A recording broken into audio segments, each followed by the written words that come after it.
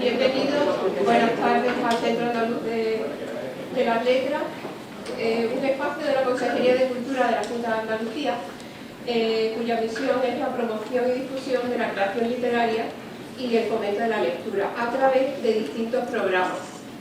Concretamente, esta tarde presentamos dentro de nuestro programa Aula de Poesía, vamos a presentar la última antología de Pablo García Baena, que la Consejería, con ella, quiere rendirle un homenaje cuando se cumplen los 70 años de la publicación de su primer poemario, Rumor Oculto. Esta antología contiene una selección y un estudio de la obra del autor, realizada por el reconocido poeta José Infante. Esta maravillosa obra ha sido publicada por la editorial malagueña El Toro Celeste. Y esta tarde, en este escenario de las letras, tenemos el privilegio de contar con un elenco de lujo, con Pablo García Baena, con José Infante, con Rafael Ballesteros y con Antonio Soler. Bienvenidos a los cuatro y muchísimas gracias por compartir esta tarde con todos nosotros. Y a todos ustedes les deseo que disfruten de esta sesión que va a ser única e irrepetible.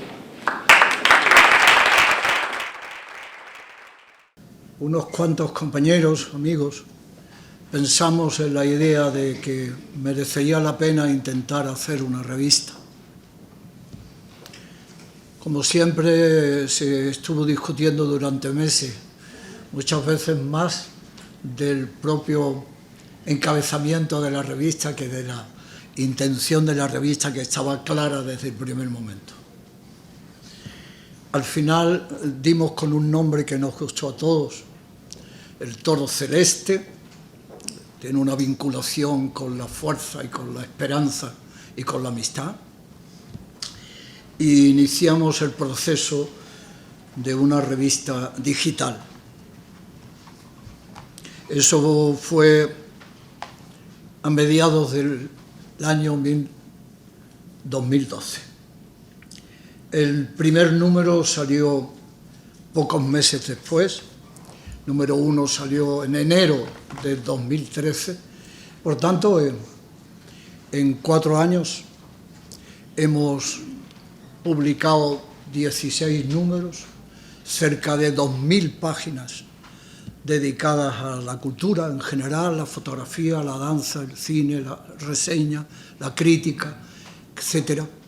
Y nos sentimos especialmente orgullosos de todos los que, y agradecidos, claro, de todos los que generosamente han aportado lo mejor de ellos para alimentar esta revista.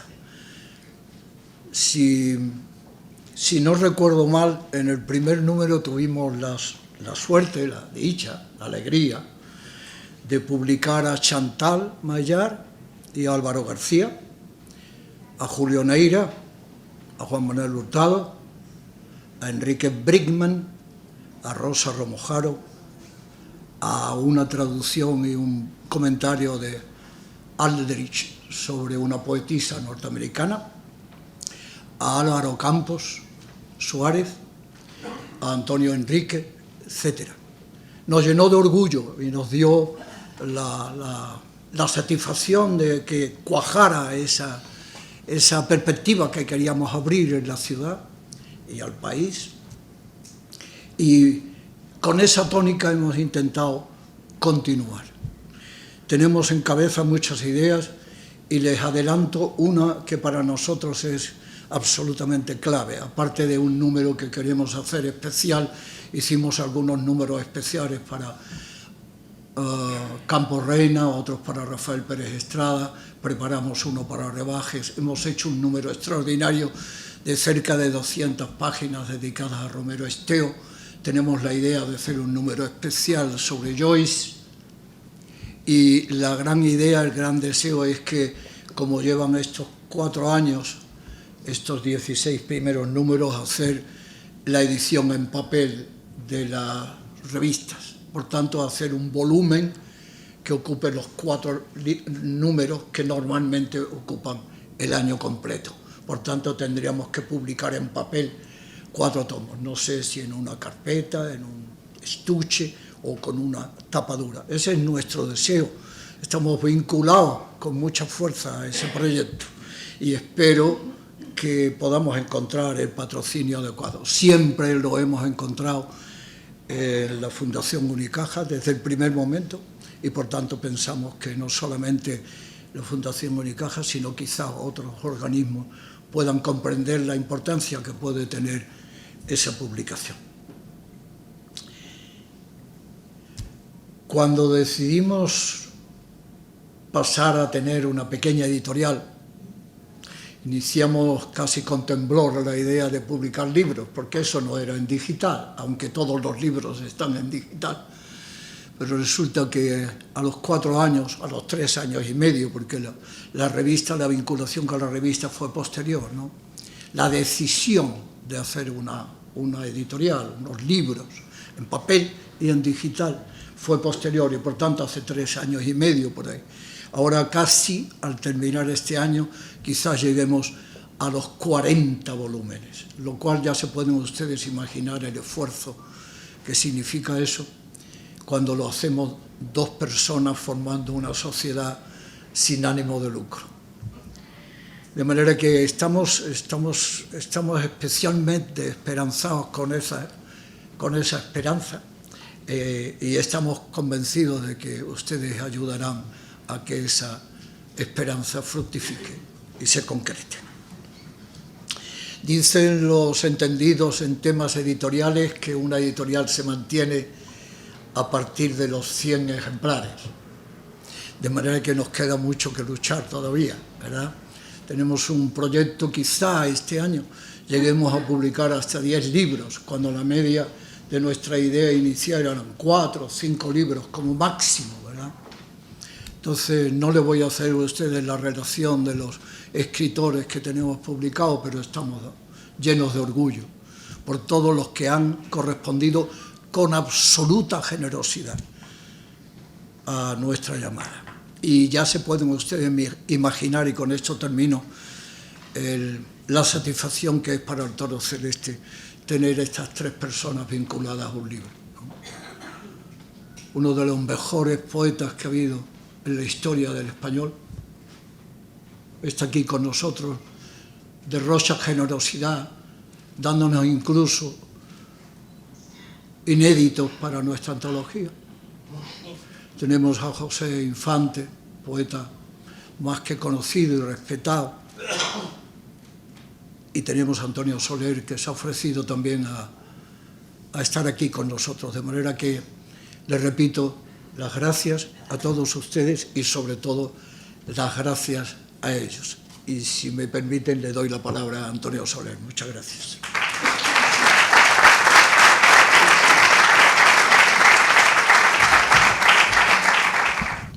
Durante media década aproximadamente de los 90 teníamos cada semana en el restaurante Vilmore aquí en Málaga. Y bueno, reflexionando sobre aquel tiempo y alguna otra estampa, he hecho este texto que les leo.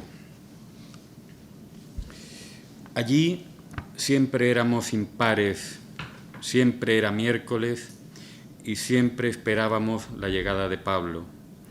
Éramos los hijos de Vilmore, impares, como impares el corazón y como impares el hígado, el que más y el que menos llevaba ambos órganos medianamente trabajados cuando llegó a la orilla de aquel mantel. Allí continuamos la ardua tarea, y si bien al hígado le infligimos algún castigo más en las largas horas de sobremesa, para la otra víscera, Vilmore fue un dulce bálsamo, un bálsamo y una vía de conocimiento, una academia en la que todos éramos alumnos, sí, pero en la que destacaban algunos talentos particulares.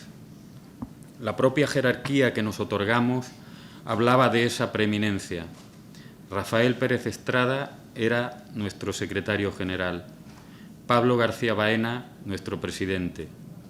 Una jerarquía nominal, blanda y sentimental, profundamente ácrata, contradictoria, como todo lo que al parecer importa en la vida. Pablo llegaba desde Torremolinos. Aquella dulce peregrinación semanal desembocaba en la ovación que le dedicaban quienes ya estaban sentados a la mesa redonda de Vilmore. Míralo, míralo, navajita platea, la voz de Rafael, su sonrisa y aquella mirada en la que el acero de pronto se hacía humano. Frente al prodigioso ingenio de Pérez Estrada siempre estuvo la aguda ironía de Pablo, la elegancia de una aparente y exquisita sencillez, una depuración fruto de ese complejo camino que convierte lo sofisticado en algo inmediato, asequible, eso que llaman humildad y que en el caso de Pablo consiste en algo así como bajar las estrellas del cielo con una escalera de mano o tratar a las musas como a unas amables dependientas de grandes almacenes. Desmontar los arquetipos presuntamente trascendentes del poeta y alcanzar con esa actitud, con esa inteligencia, un escalón infinitamente superior. Esa es la sensación que me transmitió Pablo cuando lo conocí. La primera vez que lo vi crucé con él unas palabras y aquello fue en Córdoba en 1984. Le habían concedido el Premio Príncipe de Asturias y en aquel acto, además, lo nombraban hijo predilecto de su ciudad natal.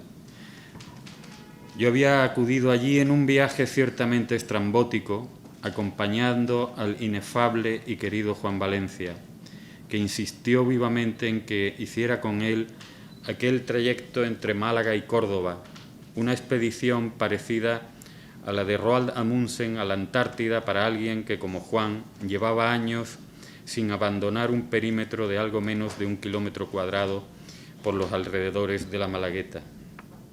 Bien, para el veinteañero que yo era, la actitud de Pablo García Baena en aquel acto, sus palabras, supusieron un toque de atención, un bello descubrimiento que a lo largo del tiempo y de un trato cercano se cimentó y se confirmó en aquellos años que ahora nos parecen dorados de hace 2 décadas.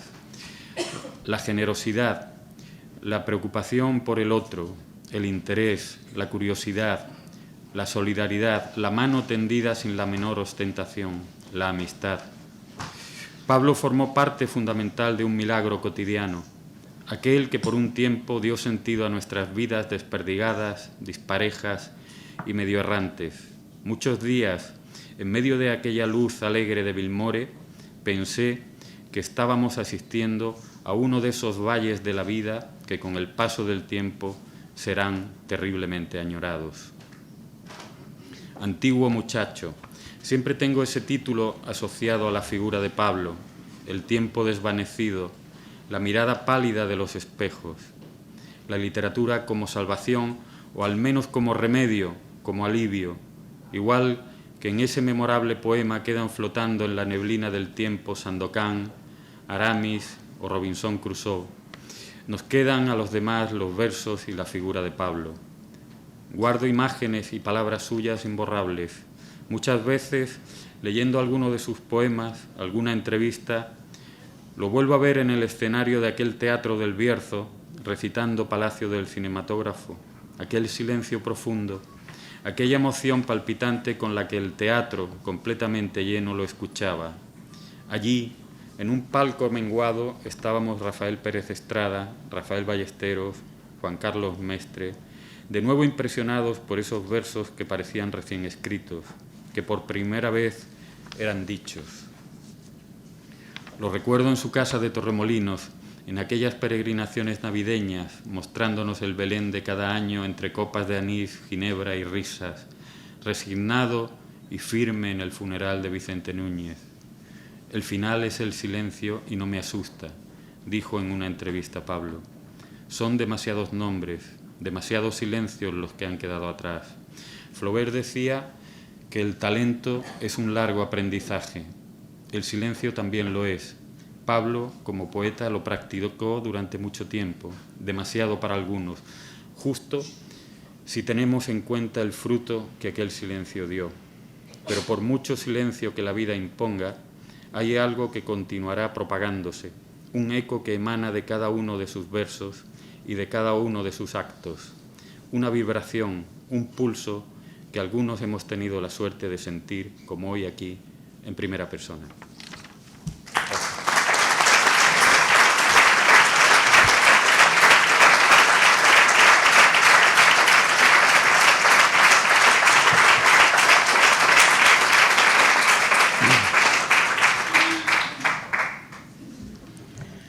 Hola, buenas tardes. Cuando Rafael Ballesteros me encargó hacer esta antología, se me plantearon varios problemas. Primero, la obra de Pablo ya está afortunadamente suficientemente antologada, se han publicado ediciones de su poesía completa y era difícil elegir unos poemas, por otra parte, de un poeta que tiene una obra breve, pero de la que es muy difícil extraer ningún poema porque es una poesía que no sobra ni un solo poema. Por otro lado, la amistad que me une con Pablo desde hace tantos años también era un problema a la hora de ponerme a hablar sobre él, referido a su obra, no a su persona. Pero bueno, entonces decidí tomar una postura que era la de hacer una antología un poco personal. Digo personal en el sentido de que al margen de cualquier otra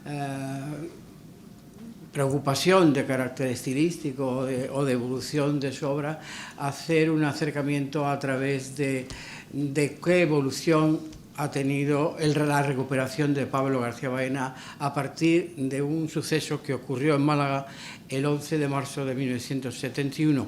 Pablo, entonces, yo he conocido a Pablo gracias a Bernabé Fernández Janivel, el impresor del Paraíso, y lo visitaba asiduamente en El Baúl, en Torremolinos, y llevaba muchos años sin escribir, y un grupo de poetas y de pintores, Pepe Aguilera, Pepe Bornoy, Fernando Merlo, Rafael Pérez Estrada, un grupo, quisimos hacerle un homenaje en un local que entonces era frecuentado por artistas y escritores, que era el Corral de Jacinto Esteban.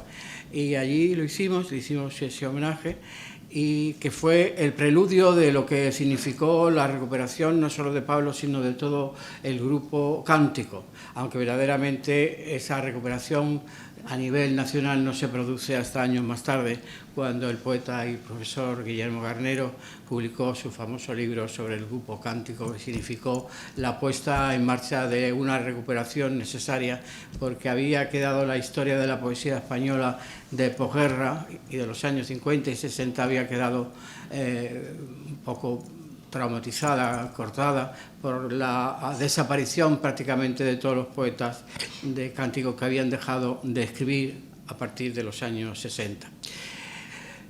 Pero es verdad que el primer pistoletazo de salida se da aquí en Málaga, el año 71, pero no solamente eso, también es la primera vez que vuelve a publicar Pablo, ese mismo año 1971, en las ediciones de Cafarena.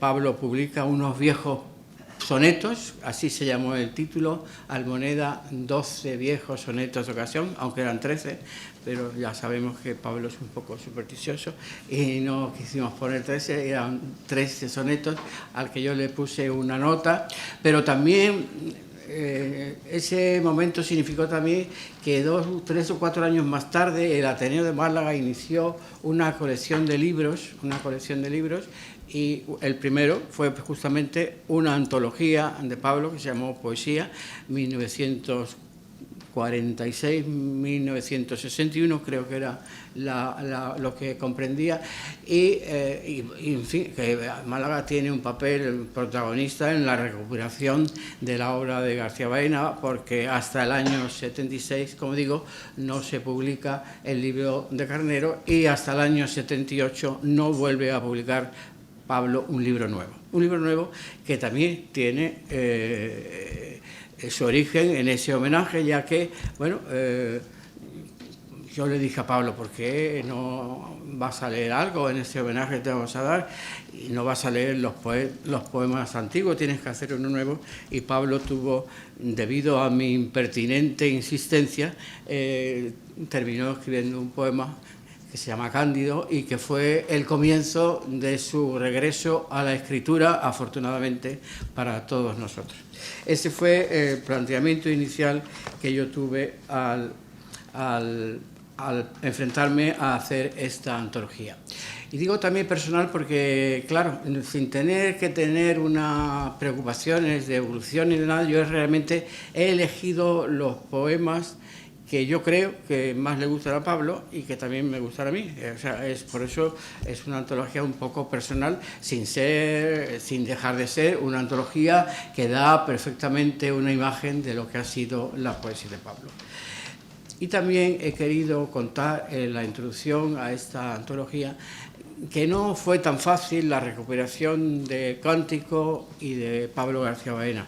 Desde el año 71, desde el año 76, se empezó a hablar de los poetas de Cántico, pero fue una recuperación que tuvo sus pros y sus contras, que tuvo mucha resistencia por parte de la crítica, de los profesores, porque bueno, los profesores y los críticos, como tienen que explicar la evolución de la poesía, pues se hacen sus cuadros, sus generaciones, distribuyen a los poetas, que es lógico, que sirve para explicar más fácilmente la evolución de la poesía.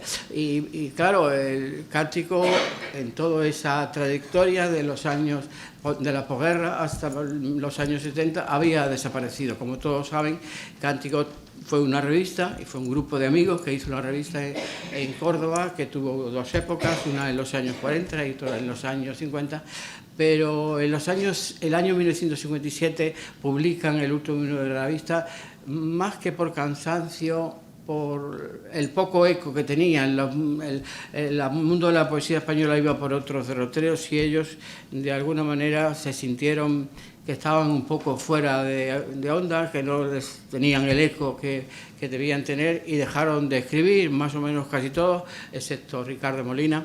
Y bueno, Pablo se vino a vivir a Málaga y se preocupó de otras cosas, entre ellas de hacer unos tapices y unos reposteros preciosos, porque Pablo es un gran amante de las bellas artes y fue realmente los estudios que hizo de bellas artes, ¿no? Y incluso los años primeros de su dedicación a la poesía, sus colaboraciones en los periódicos de Córdoba iban, aparte que las hacía con un seudónimo, iban también con dibujos y que él hacía, ¿no? O sea que la dedicación de Pablo a las bellas artes es también muy antigua. Bien, digo que la recuperación como detalle, puedo decir que realmente el libro Antes que el tiempo acabe, que es su incorporación otra vez al mundo de la poesía, que realmente tardó mucho tiempo en publicarse por ciertos manejos de ciertos personajes de la poesía, del mundo, digamos, editorial, que no veían muy claro que esos poetas que habían estado olvidados y que volvían a tener una presencia importante y a ocupar un sitio que de alguna forma destrozaba el escalafón que había oficial de la poesía, como había sido la evolución de la poesía, y cada poeta estaba colocado en su sitio y de pronto aparecían los de Cánticos para entorpecer esas listas que ya estaban confeccionadas y consagradas. Bien, eso tuvo muchos problemas, mucho difícil, tanto que una vez que la profesora María José Jiménez Tomé hizo un curso dedicado a Cántico en la Universidad de Málaga, mi ponencia fue ¿existe Cántico? Porque parecía que 20 años después, que creo que hacía 20 años de esto, parecía como si Cántico pues no acababa de tener una presencia efectiva en el mundo de la poesía española. Bien, todo eso lo he contado de una forma que a Pablo le parece un poco dura, porque dice que mi introducción es un poco dura, quizás porque está escrita con absoluta libertad, como yo suelo escribir, y en fin, pues hago alusión a que parte de esa prevención que hubo contra la recuperación de Cánticos es que los poetas llamados novísimos, que de alguna forma eran herederos de esa tradición y de alguna forma habían conocido la poesía de los cánticos de alguna forma lo negaron durante mucho tiempo, y también eso dificultó que se reconociera el valor de la poesía de cántico y de Pablo principalmente. Porque mi conclusión en esa introducción es que el tiempo, que es un cedazo cruel, ha ido poniendo las cosas en sus sitios y ya no es necesario hablar de cántico de Pablo en relación a su grupo.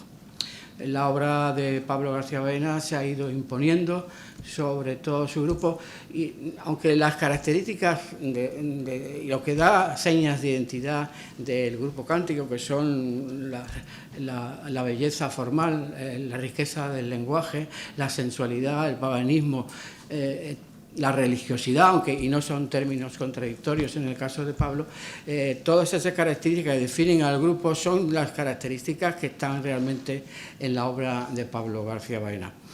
Bien, eso es lo que yo he intentado explicar en esta introducción, y voy a acabar leyéndoles un par de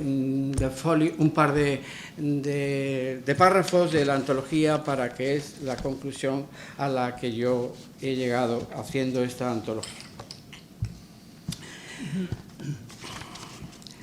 La pertenencia de Pablo García Baena al grupo y a la revista Cántico ya ha pasado a ser solo un apunte más de la biografía del poeta. El tiempo, con su despiadado sedazo, ha ido colocando a cada uno en su sitio, y la obra de Pablo, liberada del peso de su propio grupo y de su estética común, ha ido creciendo y creciendo sola y personalísima, hasta situarse en ese plano superior como poeta mayor que es de la literatura española del siglo XX.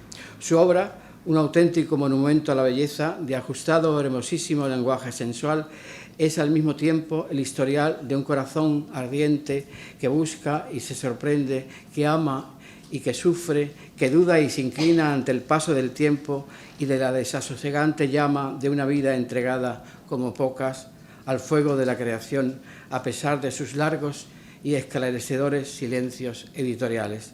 La obra de Pablo es breve, pero de una despiadada intensidad humana. Sus pocos pero imprescindibles libros contienen una de las aventuras poéticas más luminosas y auténticas de toda la poesía española. Su audaz modernidad no ha ido nunca más allá, ni un paso menos, de lo necesario para nunca perder el hilo de la mejor tradición que viene del siglo de oro, de Góngora y la escuela cordobesa, que pasa por la generación del 27 y la asimilación de las vanguardias y la universalidad que supuso para su grupo un hito en la lírica española. Hoy es un maestro insustituible de varias generaciones que así lo reconocen y lo celebran, al margen de reconocimientos oficiales que le han ido concediendo a lo largo de sus más de 70 años dedicados a la poesía. La creación de un premio literario con su nombre, especialmente dedicado a los jóvenes, así lo prueba. Hay que decir, y es verdad que el Centro Andaluz de la Letra ha aprovechado esta circunstancia de una forma feliz. Esta antología salió a finales del año pasado, cuando se estaban celebrando los 70 años del primer libro de Pablo, Rumor Oculto, que se publicó como un suplemento de la revista Fantasía el 6 de enero de 1946, 6 meses antes de que yo naciera. Y esa circunstancia hace que realmente esta antología, sin quererlo, se ha convertido en un nuevo homenaje a la figura de Pablo García Baena. Tengo que decir otra cosa.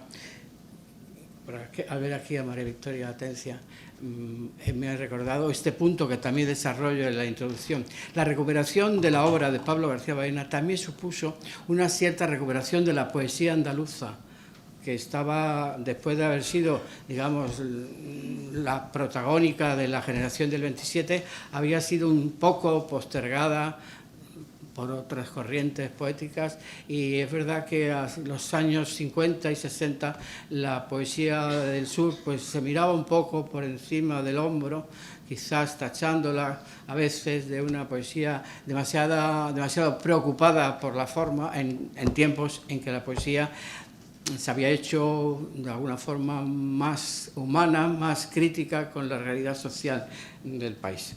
Y es verdad que a partir de la recuperación de la obra de García Baena se produce también la recuperación de la obra de María Victoria, de Alfonso Canales y de otros grandes poetas del sur que habían estado de alguna forma un poco postergados.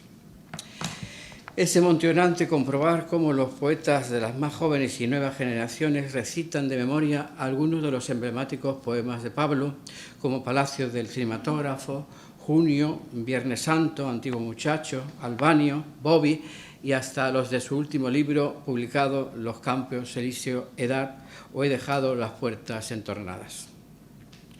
Los Campos Elíseos, su última entrega, es un auténtico compendio de sabiduría poética y vital que contiene algunas de las claves de la poesía paulina, ese equilibrio delicadísimo entre meditación y canto, entre belleza y profundidad de concepto, entre verdad humana y lujo verbal, vistos ya desde la cima de quien ha iniciado el camino de regreso y desde la altura y experiencia de los años de quien sigue admirando la gloria de los cuerpos y también su fugacidad, el paso del tiempo y el goce de la dicha como aspiraciones del hombre que la realidad y el mundo se empeñan en contradecir. A lo largo de su obra, Pablo se ha paseado por los distintos lugares donde el azar de la existencia le ha llevado y en donde reflexiona, siempre en el tono elegíaco, sereno y armonioso de sus versos, sobre los terrenos movedizos de las tinieblas que el alma y el corazón humanos tienen que atravesar para encontrar al final las huellas por las que la experiencia le ha ido conduciendo. La contemplación de la belleza y el culto a la palabra han encontrado en Pablo la máxima contención para que el cántico no empañe la certeza prostimería del final de la existencia. Pablo es ya solamente Pablo, el poeta que ha nombrado la dicha y el vértigo de la muerte en todo su esplendor. Por eso su nombre es sinónimo de poesía pura, de poesía en estado de gracia, esa música imprescindible que, como la del joven violinista de su poema, es igual a la palabra almenada, solo misterio y precisión. Muchas gracias.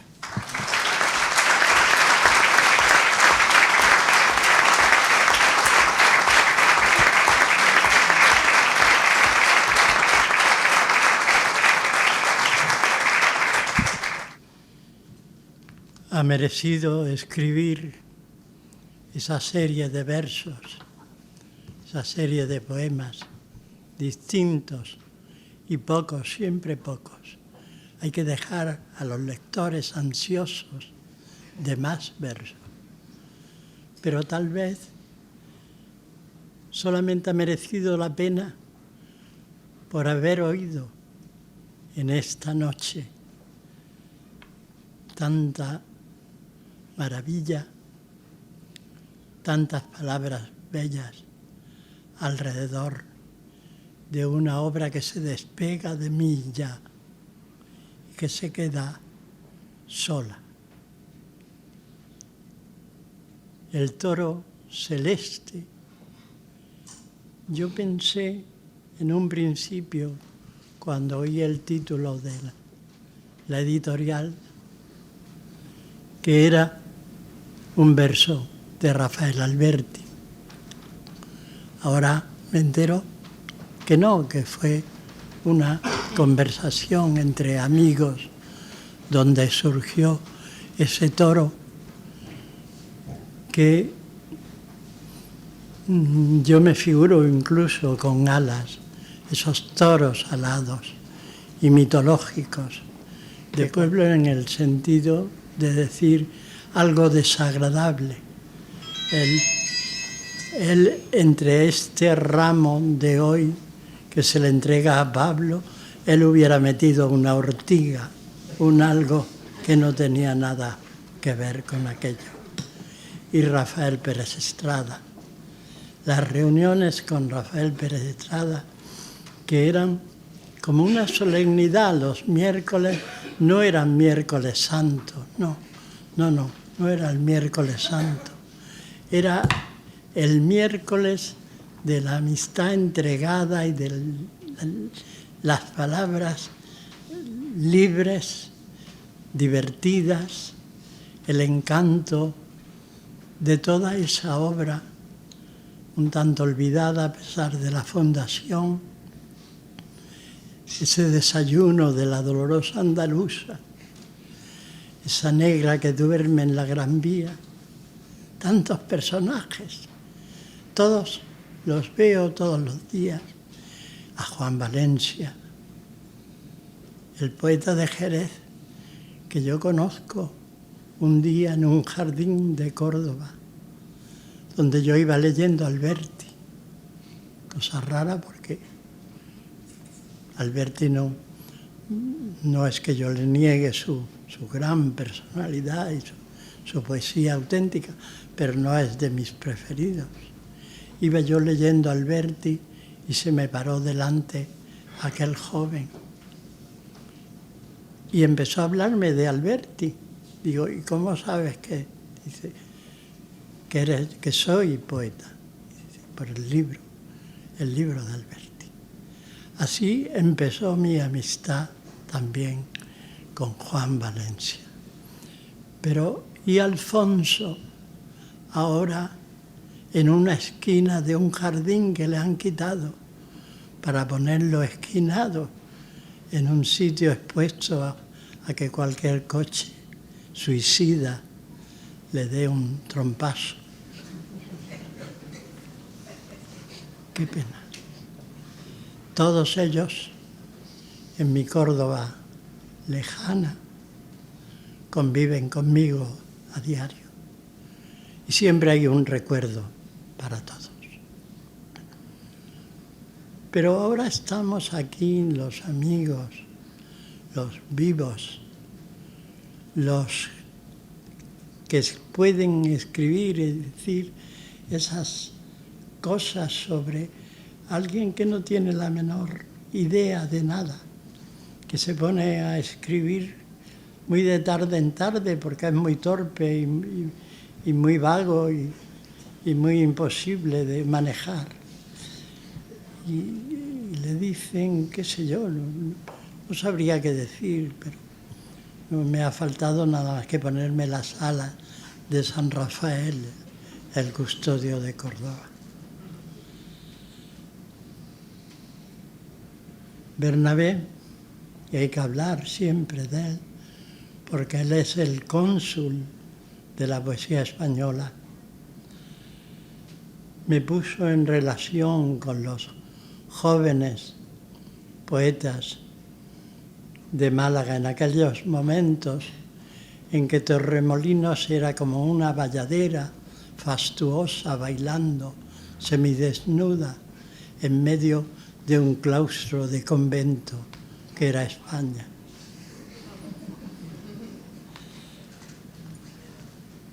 Y allí llegaba Pepe Infante, llegaba Antonio Parra, llegaba Fernando Merlo,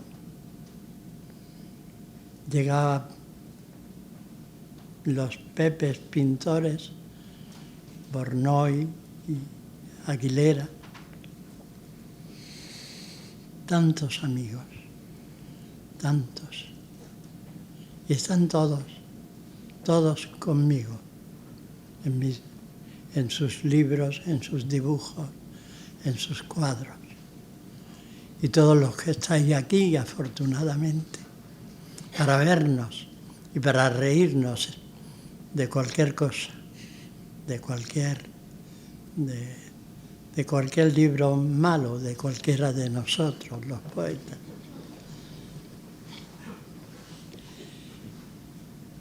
Antonio Soler habla de aquel día en que me hicieron hijo predilecto de Córdoba, con los duques de Alba, una pompa verdaderamente de alcázar real. Y yo lo recuerdo siempre en un momento peor que aquel.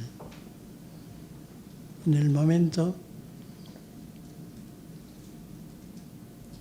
en el cementerio cuando enterraban, metían en la bovedilla a Juan Valencia. Fue el día que más hablamos. Luego siguió una amistad, pero hemos hablado muy poco. Y parece mentira que me conozcas también, después de todo.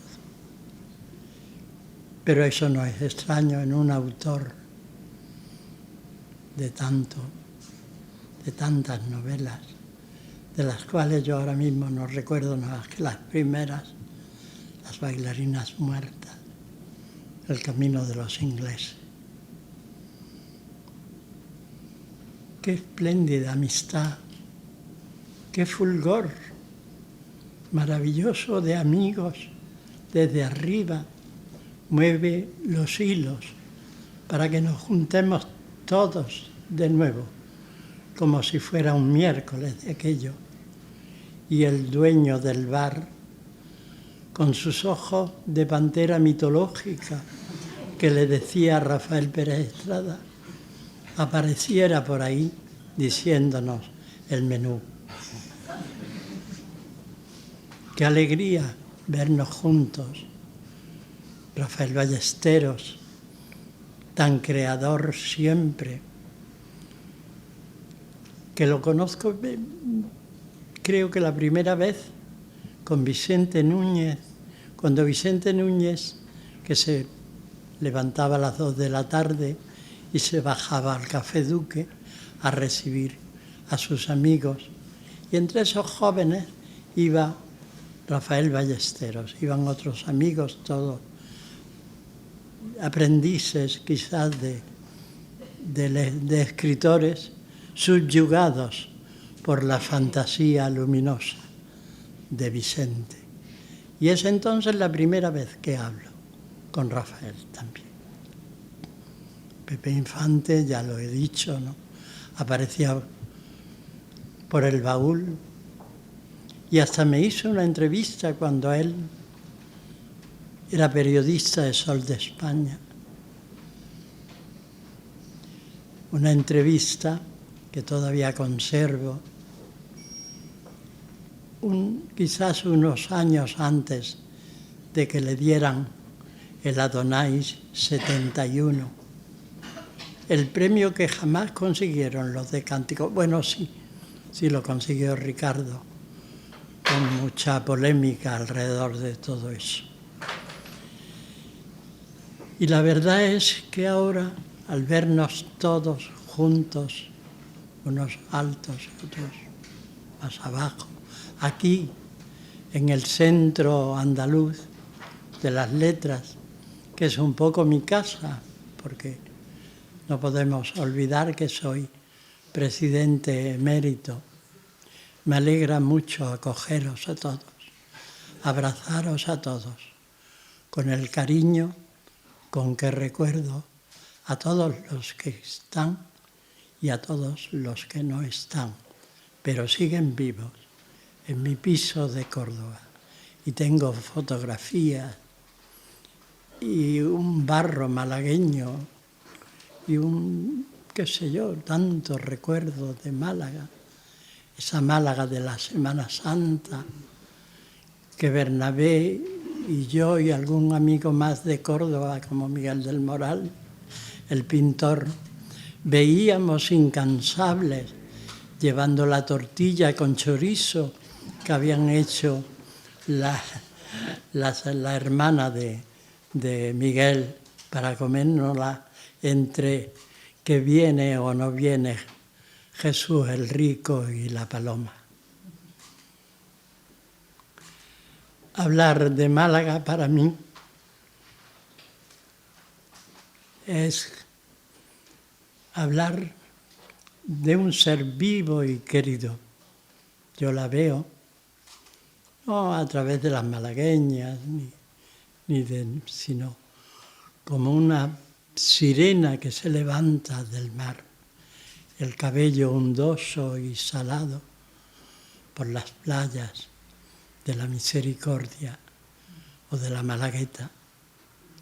Allí íbamos a bañarnos en los primeros años, cuando veníamos fortuitamente en un puente de días de fiesta y esto, y nos bañábamos en lo que llamaban, que luego Jorge Guillén desde su balcón contemplaría aquellas playas que el pueblo llama lavachochos. Y la verdad yo no sé, estaría todo el día, toda la tarde hablando de Málaga y hablando de los amigos. Es mi debilidad. Málaga es verdaderamente mi parte más débil. Porque Córdoba es otra cosa, es muy seria. No se puede con ella. Es inútil. Sigue siendo Séneca y Góngora, que eran intratables. Perfectos, pero intratables. Y Málaga es todo lo contrario.